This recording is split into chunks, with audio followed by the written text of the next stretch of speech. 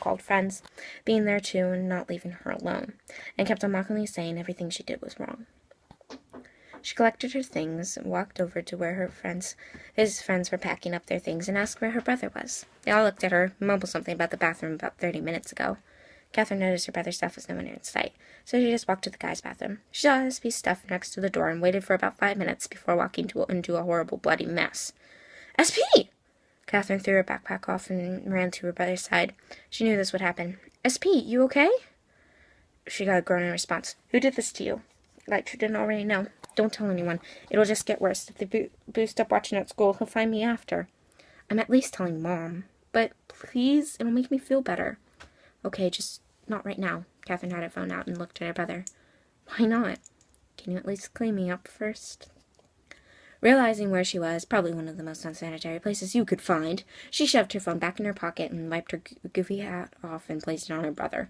He tried to protest, but she answered with, Most kids are gone by now. Do you want to wear the hat in front of students or show the bruises in front of teachers? SP closed his mouth.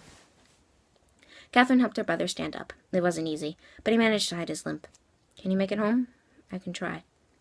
The siblings walked slowly but surely home, taking the shortcut through the cul-de-sacs, much to Catherine's unliking, but SP would rather risk not having lights than anyone seeing him. About 20 minutes passed when they finally got to their 10-minute-away house. SP limped a lot more noticeably, and Catherine led him to the bathroom so she could clean him up, and pray to God that it was just an external. After she wiped the blood, dirt, grime, and whatever off, she made him take tests she remembered her mom teaching them. Some easy mental things to make sure he didn't have a concussion, bending body parts that even though it hurt, he could do it through to clenched teeth, instead of screaming like a banshee. Then Catherine helped him up on her bed. She didn't know why. His bed was lower to the ground, but she did. She stood there and stroked his black locks while he drifted off to a well-needed sleep. When he was deep asleep, she told her cats to be quiet, fed them, then told them to take care of SP. She grabbed the sick bell you used when you couldn't speak or were just too weak and needed assistance, placed it on her bedside table, and walked to the computer to do homework and rant on Tumblr, and wonder what the hell the two of them were going to say to their father. Catherine realized her parents would want to know. She went on Gmail and sent an SMS to her father. Me. SP got hurt today. I cleaned him up. He's sleeping now. She pressed enter, then went on Facebook, relieved her mom was online. Me. Hey. Catherine winked for a few seconds. Hey, how was school? All right. Some kid beat up SP. He seems okay. I cleaned him up and everything. He's resting now. Did you check if he has a concussion? Yeah. I tried every test I can remember. I think they're all external. No broken bones or internal bleeding. Who did this? An old friend of his. I forgot his name. And that's where I stopped. But yeah, and I have one more thing.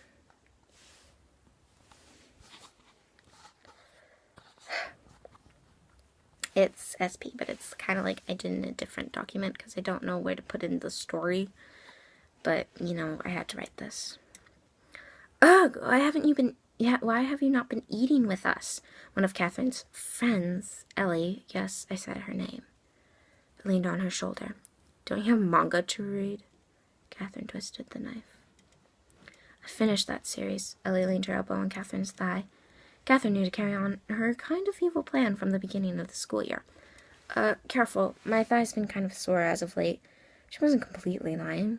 She did just have half of a human's weight on her bone. Why?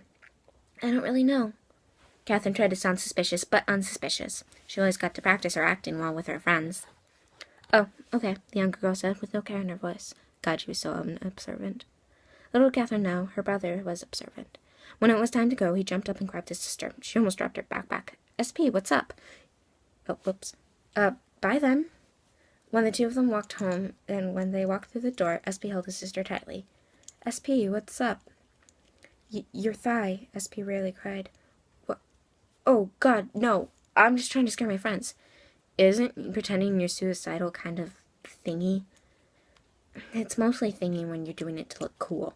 I'm doing it so my friends know my pain. Of course, they'd have to care first. Catherine started crying. SP held his sister. He didn't want to imagine that. It's still kind of thingy that you're lying. How about this? If they ask, I'll deny it. Don't suicidal people deny?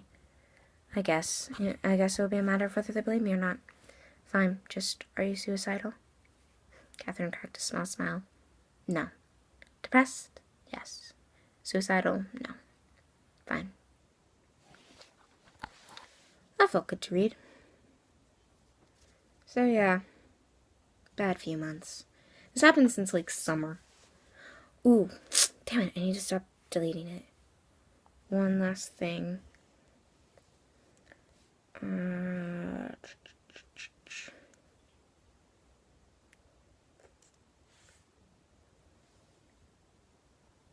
I have no idea where it is.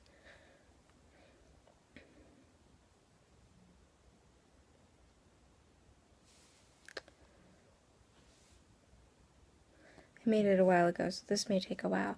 But it's another thing, just like I was angry and I made a list. And yeah, I sent this to Ellie. And she felt bad when she finally read it, like a week after I sent it to her. And then, like 2 days later, it was as if it never happened. So yeah.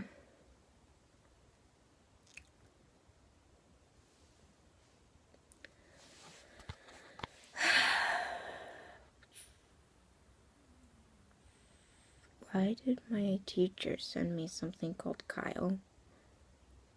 I'm sorry. Oh. What?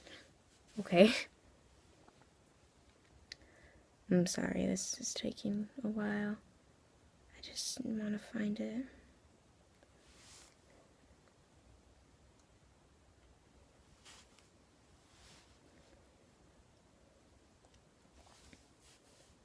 Here it is.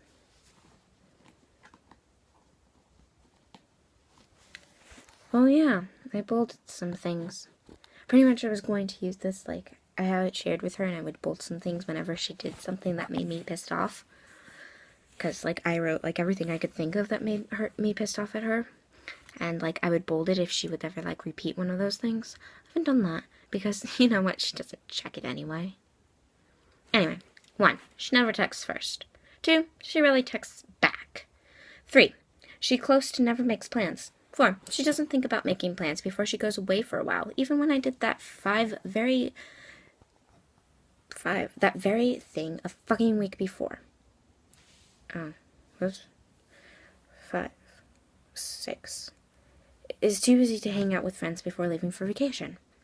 7, she doesn't understand that when I say she doesn't care and then it's nothing, it's totally 100% something I kind of need her to butt in. 8, after 4 years, she thinks I'm happy-go-lucky all the time, and I can't be truly sad or depressed or suicidal. 9, she doesn't do things when I ask. I have to beg her, threaten her, and or bribe her to get her to do anything. 10, when I did something nice, she asked for more instead of thanking me. Yeah, she went to Disneyland. Pretty much I went to Disneyland, and then she went to Disneyland a couple weeks after. And so I went to Disneyland, and I, like, texted everyone, like, what they want, and they gave me, what Disney movies and shows they like, and they gave me a few things, and, like, I bought a few things, and then I texted her, like, oh yeah, Michelle likes this, who's, like, the friend that helped me unpack, and Dave liked this, who is the judgmental friend, and, like, I texted her that, and you know what she texted back? What does Eddie like? Her boyfriend, that she knows more than me. I don't have his goddamn number. I don't know what he likes, and a simple thank you would be nice. Still hasn't thanked me. And it's been, what, months? I don't know. She went in, like, August. Where was I? 11. She hasn't asked me about my trip yet, even though I've been home for about a week and a half. Yeah. Everyone else, the first thing, like, Michelle texted me, and she's like, oh my god, how was your trip to Disneyland? It was good. My mom, when she first saw me, like, oh, how was your trip? And I was like, good. Everyone who I talked to, except for her, wanted to know about my trip. 12. She gets distracted way too easily when we are talking, hanging out, chatting. Gets distracted by TV, sister, or internet while we were online. Talks to her boyfriend for a fucking hour while we were hanging out at my house. Yeah, that was a bad day. 13. Doesn't trust my better judgment when I tell her to watch something or do something. 14. Doesn't understand that not all of our friends are into all our fandoms and don't want to hear about some silly little video. Yeah, she doesn't understand, like, Dave isn't into Yu-Gi-Oh! Like, I get that. Like, I'm not angry. Like, he's not into Yu-Gi-Oh! Whatever. I'm angry at other things he's done, but I'm not angry that he's not into Yu-Gi-Oh! Like, he doesn't have to be. But, like, I always mention, like, oh my god, this is a really funny video. And she was like, oh, you should show Dave. And, like, Dave doesn't like Yu-Gi-Oh! How do you not remember that? Dave doesn't like Yu-Gi-Oh! And there are just some things that, like, some of her friends just don't like. And it's not just that. It's like, I tell her a funny joke, and like, oh my god, you should tell someone else. I'm like, how about you have an opinion about it before you ask to tell someone else? Anyway, whatever. Where was I? 15. Trying to make her feel better by saying I was going to go to the dentist when she was going to the doctor and acted like my thing was nothing when hers is so dramatically important. Yeah, that pissed me off.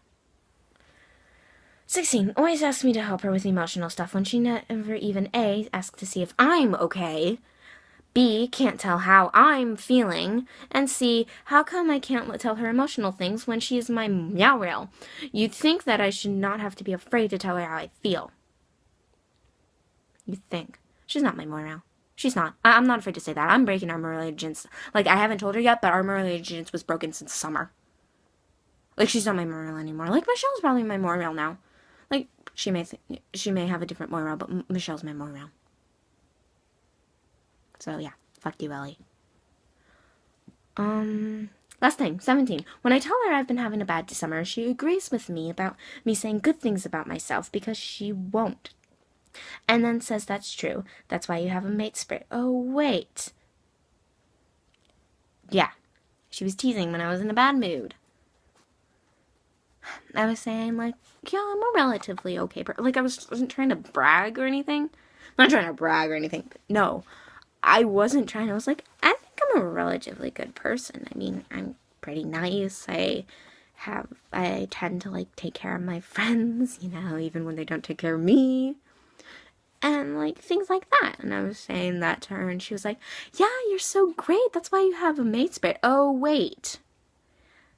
The reason I'm saying I'm so great is because no one else is. Anyway, Eleanor Rose Dodds, you are hurting me, and you're the reason I had a bad summer. I sent that to her. She felt bad. She hugged me. I was like, oh, good. She's happy again. And then the next day, she tried it easy. We hung out. She didn't tease me as much, and it was great. And the next fucking day, she didn't listen to me. Like, I told her to join class, and, like, I don't know. And, like, come on, it'll be fun. And she's like, no. And it's like, it'll be the first class we had since we started this school together. She's like, yeah, I don't want to go. I got angry. And then she's been teasing me and ignoring me. I don't know if she's forgotten, or she thinks I've gotten over it, or what. You know what, Ellie? Fucking watch this video. Like, I'm not gonna send it to you, but find this video and watch it and find out that her moral allegiance has been broken for a long, long time. I am just a really good actress. Also, hun, follow your own goddamn dreams. Don't say, like, oh, what do you want to do? And it's like, I don't know, kind of like an advice. I got, oh, voice acting, I want to do that with you. No, don't follow me. Leave me alone. Don't go to Davis, because I'm going to Davis. I'm not going to fucking tell you about the other school I'm thinking of, because I want to go to that school. It looks really good, and I don't want you fucking following me. If I don't break this morality, if I don't break any of my friendships before the end of high school, I am breaking them with college. Like, I'm using college as an excuse to, like, oh, I was so busy with finals and things and exams, and I gotta text you. Fuck that. The truth is, I want the friendship to end.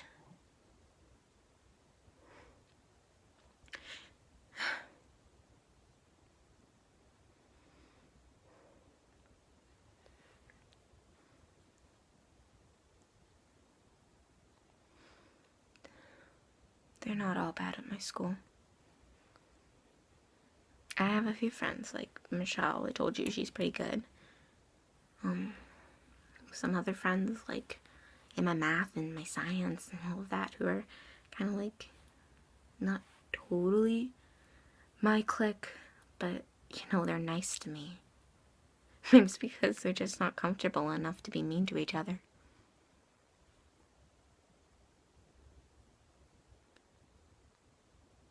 Oh my god. One last story. This